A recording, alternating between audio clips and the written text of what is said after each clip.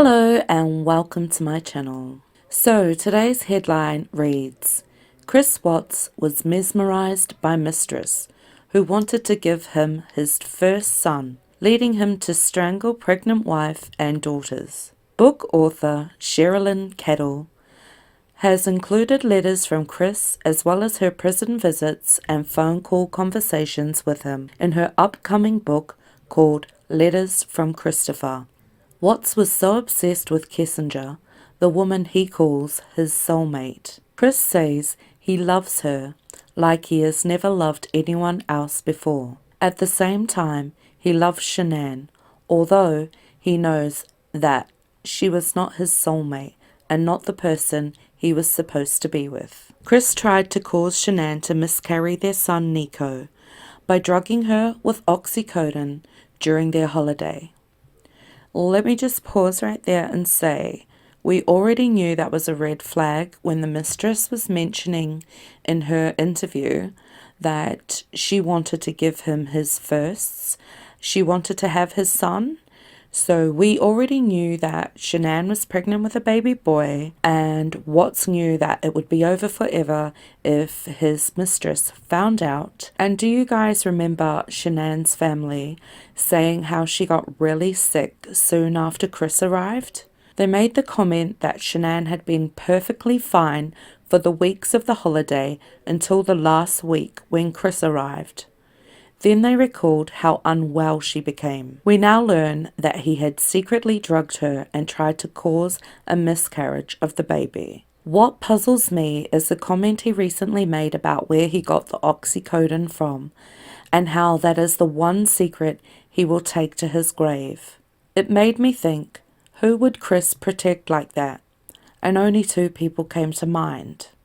Without naming any names, I would say his hero and his hoe. And how about that Google search he done? Do you guys recall the video I made?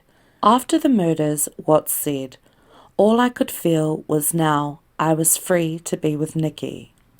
Feelings of my love for her was overcoming me. I felt no remorse. If I had not met Nikki, I would never have killed my family, he told the author. He was mesmerized by her. She showed him respect that he didn't feel like he had ever been shown before. Watts also claims to still love Nikki. He went on to say, the darkness inside of me had won. It was still in me, though I thought maybe permanently. I felt evil, swallowed up by this thing inside of me. I felt like I could kill anything and be justified for doing it. After Chris killed his family and drove away, Nikki texted him to look up the song by Metallica called Battery. Watts told the author, when the FBI came to see him in February, he didn't know they were coming and felt surprised and disgruntled over that. His story that he gave them at the time is true for the most part. Sherilyn went to visit Watts. Their first face-to-face meeting was conducted via video screen because Watts was still in solitary confinement. He was handcuffed to the table and his feet were shackled. The next two visits took place in the general visiting hall, alongside other families. The room is lined with vending machines, and Sherilyn had bought in $20 of quarters, the maximum allowed. I bought him a cheeseburger, a bag of chips, 2 Mountain Dews, and a candy bar. It's a taste outside of the prison food. He was more boyish and friendly than I had expected. He had shaved his facial hair, so he looked different. The voice was like I had heard on TV. It's a kind voice, actually. They talked about what life was like for him in a high-security prison.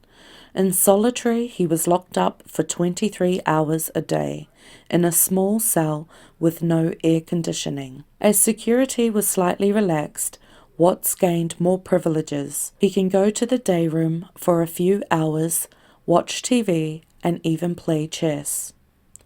At Dodge Correctional Institute, Watts has his own cell in a wing of around 17 inmates with special needs, close to the infirmary. It's a precaution that has been taken for his own safety, along with moving Watts out of a Colorado prison in the first place. He spent time in the hole. It's darker than other parts of the prison, and there is no human contact. A guard would stand on the other side of the door, and he might have some conversation, depending on who it was. He told Sherilyn that one guard prayed with him one night. In Wisconsin, life is more agreeable for Watts. His parents have bought him a small prison regulation TV, and a friend has sent him a radio. He doesn't have many stations, but he gets a religious station that he said he likes to listen to a lot. He reads a lot, mainly Christian books and the Bible.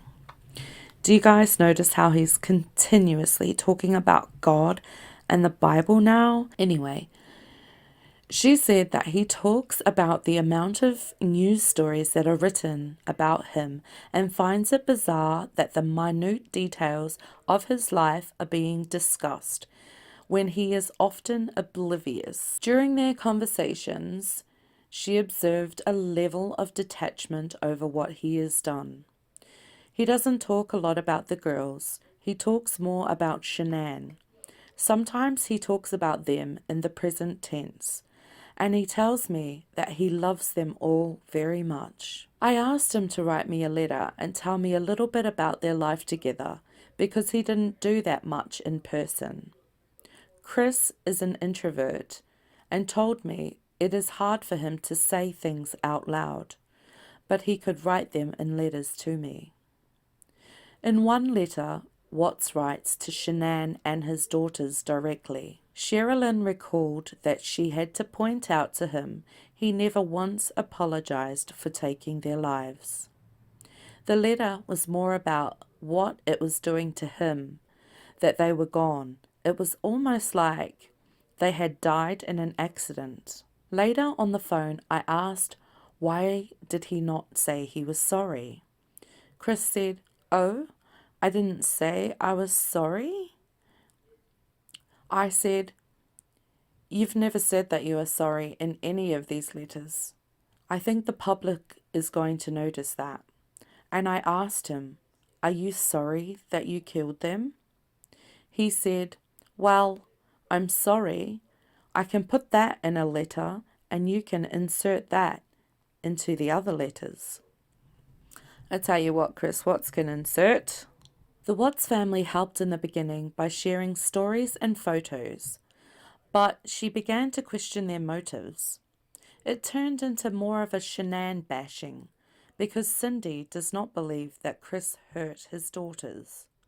Their entire motive has been to clear their son's name. In the beginning, I felt it was out of their pain, but it didn't take long to see that they were trying to push the narrative of the book. When I wouldn't write what they wanted me to write, his mother became very angry with me. The more the author has learned about Watts's upbringing, the more unsettled she became. Cindy Watts told me she always wanted to know his thoughts, that she would question Chris all the time. "What's on your mind? What are you thinking about?" She would insist that he told her. Cindy also felt like he loved his father more than he loved her, and that bothered her. Included in the book is a letter that Watts wrote to the Rusiks, asking for their forgiveness. The author reached out to them, but they want nothing to do with it. The author ends by saying, "I hope that the families can get closure, and maybe people will leave them alone and allow them to grieve in private. I'm sick of the people who release shit for money and then rant on about closure for the family, and now all of a sudden the public are the bad guys for not dropping the case." Personally, I can say this case had a major effect on me. It was like having front row seats to a very disturbing crime. From the body cam footage and the home videos, I felt like I got to know the Watts family and those gorgeous little girls whose singing and laughing will forever be with me. So, yesterday we learned the info about how Chris killed the girls twice, and that kicked up a lot of discussion. Some people claiming it was impossible, but actually I kind of half believe him.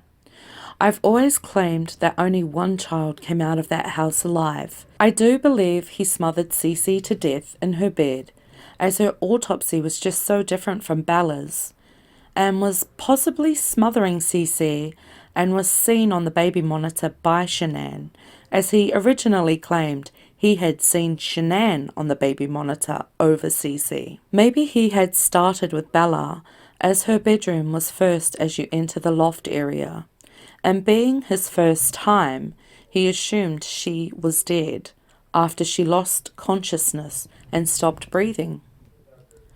I noticed during his interview he talks about the long ride to Survey 319 and how he wished he could stop and just save my girl's life. That confirmed for me that only one girl made it out of that house alive. He must have had the shock of his life after he killed Shanann, and he looked up to see Bella standing in the doorway. It made me recall that porch interview where he says, I came home and it was like I walked into a ghost town. "That's enough What's for now, but I will keep you updated on the latest What's. Until then, stay safe and much love."